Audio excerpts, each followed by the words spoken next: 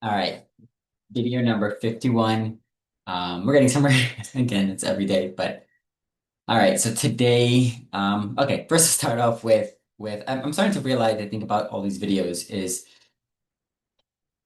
I guess I kind of need a better way to do it. How do I tell a continuous story, but without constantly repeating everything, right? Because I feel like watching one of these videos kind of doesn't make any sense because it's just there's a lot of information from before or stuff that we're building up towards.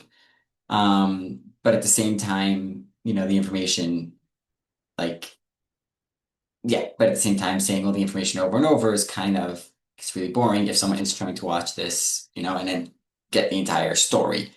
So yeah, I don't know. Any ideas on that would be good. I don't really know how else to do it. I'll try to, I guess, keep, redescribing people or just maybe not use names and use more like positions or what people are doing. That might be better. I don't know. I have to think about it. But yeah, I think it's, if you have any ideas, that'd be great. Um, and again, if you're watching this in the now, the reality is, and like I keep saying it, it's the truth, right? I really hope this stays, well, not I hope, there's two different ways this entire channel could go, right? Number one is one idea is this works out and actually, well, this works out in a way of becoming, um, a YouTube channel that people are watching and want to, learn from or grow from, right? And that itself can grow the brand and grow Etheria and turn us into something, kind of give us some credibility. There's also a lot of things that I say here that maybe I don't want, to be totally out there. Um, but I guess that's just, the way it's going to be. And another option is this stays in the low end. I have my career, do whatever we do. Hopefully, big stuff. And then this falls on some people start watching this one time and could look me up or even become something that already, right? Maybe someone you've spoken to, or I don't know where this can go, but there's a lot of different, again, thinking in the future, thinking different ways that this thing can help. But the point is, right, it's going to be helping. It's definitely going to be giving someone knowledge on that. And now, on the line of that, I finished that business plan that I was working on yesterday that I said I started. Did all those budgets, worked that out. Kind of makes sense. It's roughly okay. I sent it to, and then I'll go into what I did today. I sent it to two people today, the two meetings that I had today. Explain what those were. I also want to show you the budget because that's just something that I think budgets are something that maybe people don't like showing in business because I think that's private information. That might be stuff that you can take advantage of or make your own business off of. Um, but if you're starting a business or you're doing something, it's great to have reference. It's good to see a budget of some kind and really be able to reference it. And not really seeing a budget. I kind of want to explain how to make a budget, how I did it at least. Um, just the step-by-step guide because it's not. I don't think it's an easy thing to do, and it's still in progress. So this is not a finished budget either. It's rough numbers, right? Like there's going to be more exact numbers. There's going to be stuff edited, and again, that's kind of where I sent it. So let me just get back to my meetings and then I'll show you the budget. I had two meetings today. First was with Martin Lades, who is a scientist or a professor. He's a doctorate, whatever. He is a doctor. He lives in Germany. We were trying to connect a few times in the past few weeks. Either way, he started off, so he was part of the original events. He was originally one of the founders of ISEC. He was part of the original Space Elevator games. He was on the team. He did things, right? So I just wanted to run by him, see what he thought, see if he can help in any way. And he had some very interesting points, right? Number one, he said was that the climbers might not be the climbing robots that go up and down the tether might not be enough of a use case in the real world, which may not drive interest. So maybe we should think along different lines. He had a couple of ideas. I'm going to run it by the team on Thursday when we have our meeting and see what they think. And maybe again, the point of the Space Elevator games isn't to specifically have a robotics competition. It's to have different STEM or STEAM competitions that each advance part or all of the space elevator technology. Um, but at the same time, the goal is to have spin-offs. The goal is to have a lot of different industries so that we can both get sponsors, but also get interest, right? And that's the main thing, is really just getting people interested in what's going on, and talking about it and building teams and doing things. I think it makes sense. Again, I'll show you the plan specifically.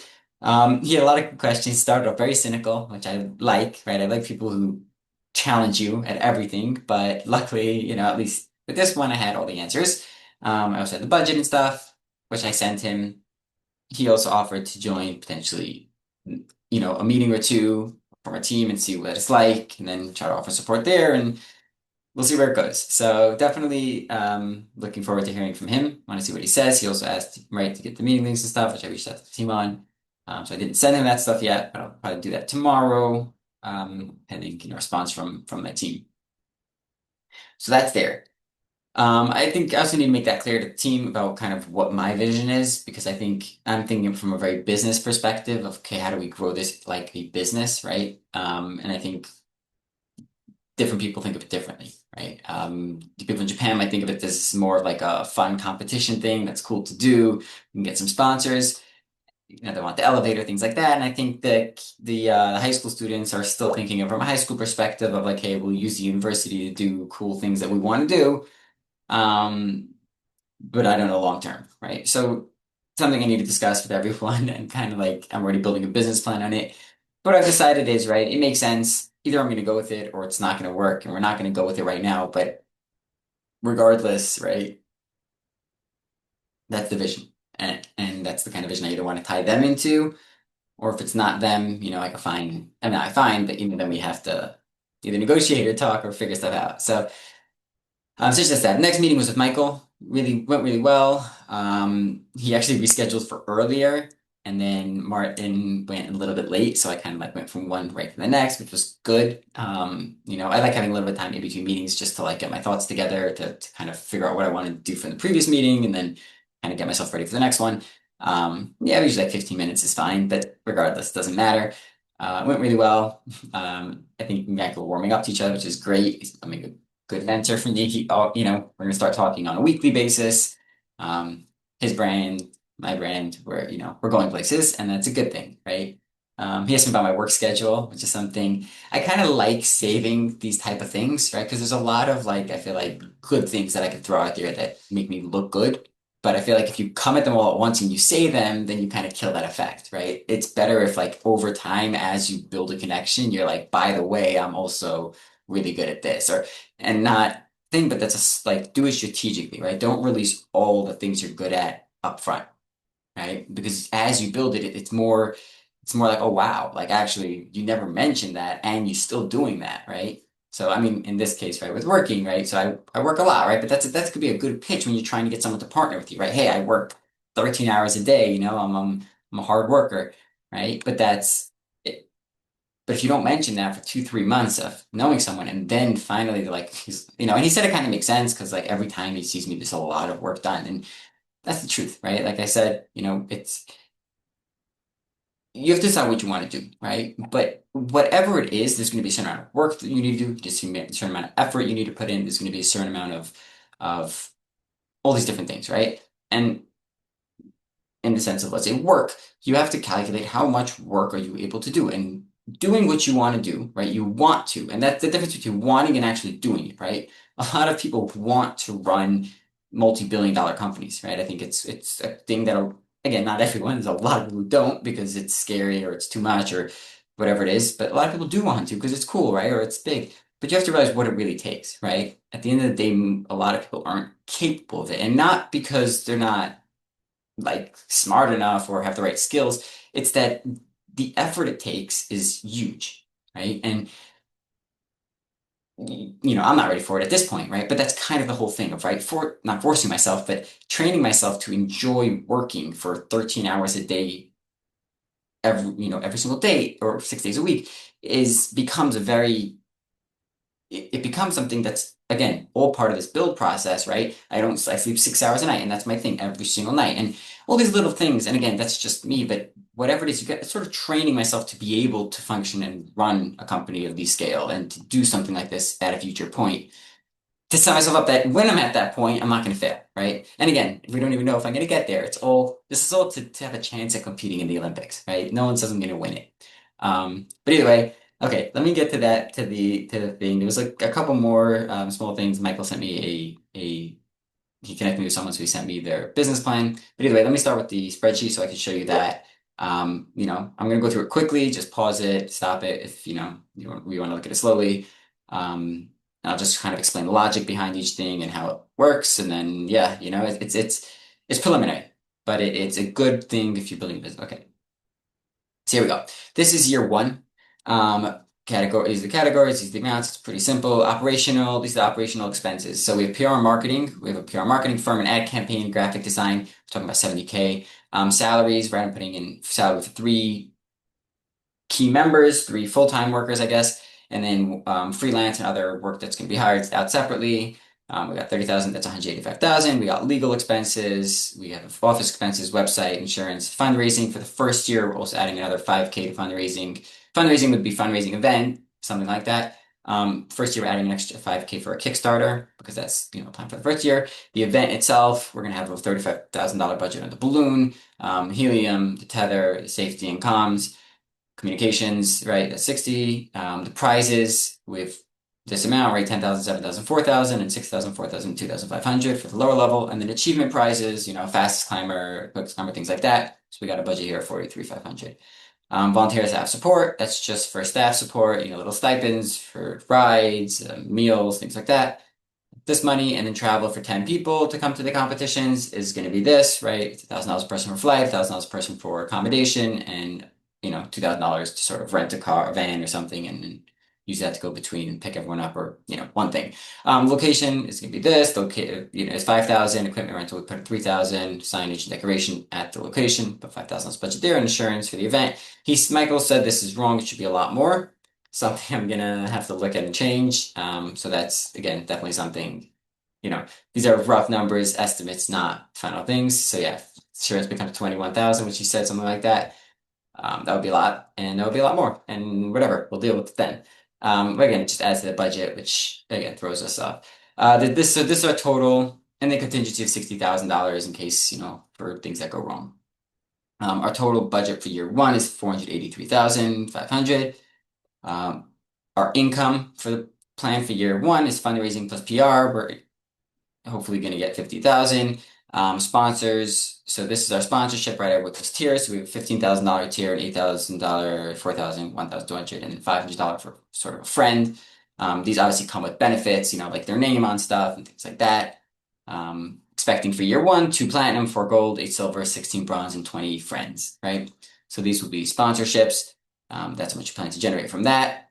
Grants, 3 at $10,000. Again, it's an estimate for year one. Event revenues would be 20 teams at $1,500. It's $1,000 for a team formation, $500 to enter the competition. First year, we're having all new teams, 10 teams per competition level, 20 teams total, $30,000 revenue. The Kickstarter, which is that hope, we're gonna have merch and stuff like that as part of it. Will be $100,000. Hosting workshops, which is a plan to just generate some revenue. And then as we build popularity, as we build credibility, those workshops will do better. Merch sales in year one, also $1,000. And then this is the total profits, the income that we would get, and we're running a net negative 129,000 year one. Expenses, again, adds $30,000, I can make $50,000, graphic design there, we'll start throwing some money to there. A total of $85,000 there. Salaries went up a little bit, 185, no, pretty sure that's the same. It's 185. Legal, office, website, fundraising, things like that. Fundraising went down a bit, again, because now we're only going to have a fundraising event, nothing else. The event, track equipment, things like that, that's roughly the same. Prizes, again, this year roughly the same. Volunteer and staff, roughly the same. Travel is roughly the same. Again, exactly the same, but it's fine. Location went up a little bit. Equipment rental went up a little bit. Again, as the competition grows, the signage decoration went up a little bit. Insurance stayed the same. That might have to change. Contingency on this year, I have the same amount. Again, our total spending is roughly the same though. So that's kind of why. But at this point, we're going to have grown, built some credibility. It's kind of, this is a year to fix up. We're growing with more teams and raising money for the next year, which will be a much bigger publicity push. We're fundraising. Here we go. At this point, we're getting more money from sponsors, more money from grants. Event revenue is this time is 40 teams now. 1,000 from team formation and 500 from competition entry. Added the teams that we had previously. We had 20 teams. I'm sorry, is there 40 teams? 10 teams per competition, yeah, so 20 new teams. And that's Yeah, so that's how much we get. 40 workshops are upping a bit, merch we're upping a bit. Again, this is our total. Okay, I'm going over time. It's fine. I'll go 20 minutes today. The net on the, yeah, this is important, I feel like. Okay, the net on this year, we're running negative 116. So currently, right, we'd be down about 240, right, or something. Okay. Oh, no. This thing is the Zoom thing, put the thing right over where I need to have the next page. Okay, here we go. Um, all right, year number 3, ad campaign, we're upping that significantly, right? That's pretty much doubling, I believe. Yeah, it is. We're upping the ad campaign, and we're hiring a full-time public relations person. And then that's the push we're trying to make this year. This year is actually going to be kind of that almost break even, not break even point, but almost profitability point. But you'll see. Okay, we have graphic design here, up that a bit. That budget again, salaries went up a little bit. Legal expenses, office expenses went up a tiny bit. Website went up a bit. Insurance is insurance. I'll have to look into those stuff. Fundraising is, we up that budget to have bigger fundraising events, something, raise more money. We're having the regionals this year, so we have basically $180,000 in regional events. That'll be 3 different events, smaller events. You see only first place gets a prize and then some achievement prizes. And then obviously for the top, let's say 5 teams from each region advance to the globals where there's prizes for first 3 places. So you can, yeah, technically make it to the globals and not make any money, although you probably get some achievement points, or maybe we'll split that up differently. I think this is just again, rough. I haven't run this by enough people, but right, I haven't got enough feedback yet. It's just the initial, I made it, sent it to people. I just finished it today, so we'll wait for some feedback and then obviously update it accordingly. Okay, volunteer staff is about the same, but this time it's times 3 events, and we have the travel here for 6 people. Accommodations is 42,000. Again, this is for the 3 events. Location, venue, rent, signage, insurance, all these things, right? That's that.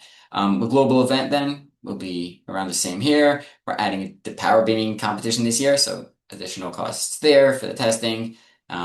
Additional cost for the prizes, obviously, with power beaming. But the power beaming is only being entered as and again, power beaming is only the concept now. We don't know for sure what's going to end up being, as I just mentioned with the conversation with Martin.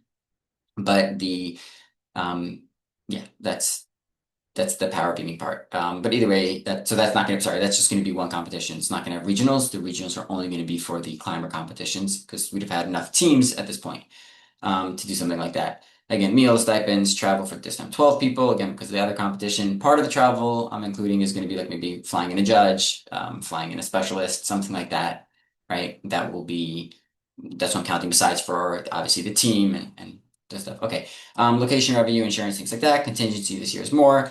This year we're going to be spending almost double, right? 927,000. Again, but also going to be raising a lot more money. The levels for the sponsorships here went up. What's it called? Michael told me these sponsorship levels are a little bit low, so that's also something I have to look into. Again, I thought they were maybe too high, which is kind of the thing, but maybe I have to think a little bigger. And if I raise those numbers, again, we're cutting even less losses or more profits, or maybe get less sponsors. Again, that's all for debate, and we'll figure that out. But at this point, we'd start selling media rights, right? The plan would be to hopefully have some kind of documentary show, something like that. I think that would be really cool. And then a little more. So, again, all with building popularity. Grants, we're getting some more. Event revenue, again, the same kind of things. We're having a bunch more teams now because now there's full regionals in 3 different continents.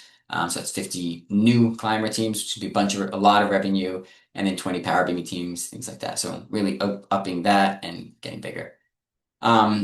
Now year 4, again, PR marketing, all big expenses, massive ad campaigns.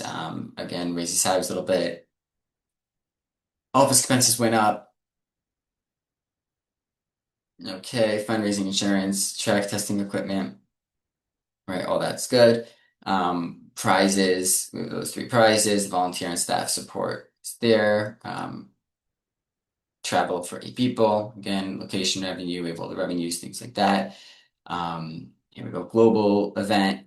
Now, again, I'm just gazing over these because these are basically the same as last year. Just this year, we added the power beaming competition to the globals.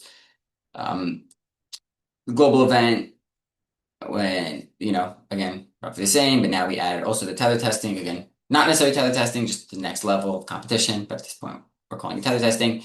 And then all these prizes, obviously a lot more money in prizes. Volunteer and staff support went up a bit. Obviously travel, now 16 people because now we're having more teams, more people, flying over more people. Signage, decoration, all these things roughly the same, a little bit up. The contingency here we have 150. Our spending here would be 1.4 million basically. Um, we then have donations plus PR. That'll be much bigger. Sponsorships here, same as last year, but now with more sponsors. Media rights, we got up 180. Grants are this. Event revenue, again, once again, same thing with the teams. We're having 15 power beaming teams per region, whatever, 30 climber teams per region, 30 new power beaming teams total. So now we have the regionals on that, and then the 15 tether strength teams that will enter the initial competition. Hosting workshops, merch sales. We're going to generate a loss of 241,000. So now we're pretty much at a loss of around 550,000. And now year 5 is finally the first year we're going to start being profitable. PR marketing, again, up the budgets there, salaries upped again, legal expenses, website, insurance, fundraising went a lot higher. We're having 3 events is the plan for this year, so 3 full fundraising events. We're adding a 4th regional, so that's upping those costs, right? Now we have a regional in obviously EU, Asia, US, and then another one, maybe Australia, maybe, I don't know. We'll figure that out. And that depends where there's interest in the Middle East, something like that. Prizes, once again, same thing. Meals, stipends, flights, accommodation, transport, things like that. Location, venue, everything is now ×4 instead. The global event, bigger. We'll have all this, obviously a lot, more prize money with all the competitions. I was thinking of raising the awards here. Again, they raised in year 3 actually, but yeah, I was thinking of raising them again. Honestly, I think the prize things might be just a separate sponsor or a separate, foundation that'll pay for the prizes. So yeah, we'll see about those. Volunteer and staff support, again, really going over time now. Volunteer and staff support, again, up fit, nothing much, over 16 people, equipment rentals, sign insurance, contingency of 200,000 for this year, and a total spending of roughly 1.78 million. Okay. Income from this year, 3 fundraising events, plus PR and everything like that. We're looking at around 300,000. Sponsors, again, this time we upped it. So this is almost double the sponsorship costs. Now we're a full global event happening in 4 continents as regionals, having finals. We've been around for 4 years. This is the 5th year at this point, right? So 4 years of success. Big sponsors, right? So again, doubled pretty much all the sponsorship costs except the friend. The friend is always going to be there. I always want there to be a low, easy in for locals or for companies that just want their name on it, but also want to be able to support it, right? For people. So that's a $500 donation. And it'll come with some kind of benefits, right? This is media rights. Again, that's upped a bit. Grants would be, significant, obviously more. Event revenue, now we have a lot of new teams competing. Year over year, we'll see. I'm sure teams will start leaving, teams will start coming. It'll be a whole different thing. That strategy might need to get refigured out, but this would be the plan. Hosting workshops, merch sales, much bigger. And yep, we're generating more than we're spending. So that's a positive. And we're going to be a net positive 176, which would hopefully start letting us pay off some of our initial $550,000 debt. So by the end of the year, we'd end up with roughly, we'd end up with about 300, 300 something. Yeah, let's say 370 in debt. Just good. Again, how we cover this debt will obviously be part of our initial ask, our initial fundraising. So total deficit that we'd have at a maximum is around 500,000, a little over 550. So that's kind of our maximum loss over the 5 years. But again, we're generating revenue as we go. And that's part of, again, our fundraising strategy will be how do we actually make this money? Yeah, I think that's pretty much that. It's basic, like I said, it could change, but I do, want this out there, use this, just plan it. Oh, I didn't really explain how I did it. Yeah, kind of like big categories, come up with all the big categories and then kind of work them down. So like write them all down and then write a random number. It doesn't need to be accurate at that point, right? And then as you go through it again, you go through each category again and say, okay, now what, right? Now we have salaries, put $1 million for salaries. Okay, what are we really paying for salaries? We're paying 3 people, 4 people. How many people do we need? How much we pay them? What is it? Good. transportation, right? Or big categories, and then event even. You could do the whole event and come up with $1 million budget for that, right? Or $200,000 budget for that, and then break that down and say, okay, what are we really spending on? And then obviously have a contingency at the end because there's always going to be some extra expenses. And then the same things with the revenues. Exact same thing. I wrote random numbers and then figure it out and say, okay, what are our sponsorship tiers? How many sponsorships can I expect to realistically get? Teams. How many? These are our teams costs. Fine. How many teams can I really expect to get? Simple. Work it like that. Either way, hope you learned something. Hope it helped. Let me know. Yeah, interesting. And this is where we're up to. So that's that, and good luck.